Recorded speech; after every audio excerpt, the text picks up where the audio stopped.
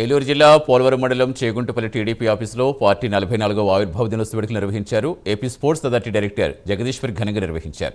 తెలుగువారి ఆత్మగౌరవ ప్రతీక టీడీపీ అన్నారు. అనంతరం పార్టీ జెండా ఆవిష్కరణ శుభాకాంక్షలు తెలిపారు.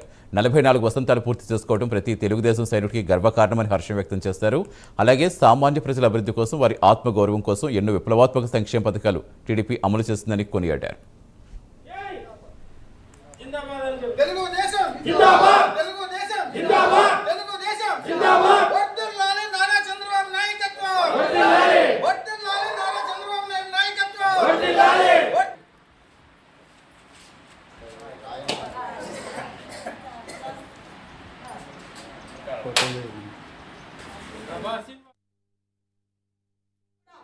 ఆస్తిలో సమాన హక్కు కల్పించిన నేత మన అన్న ఎన్టీఆర్ గారు.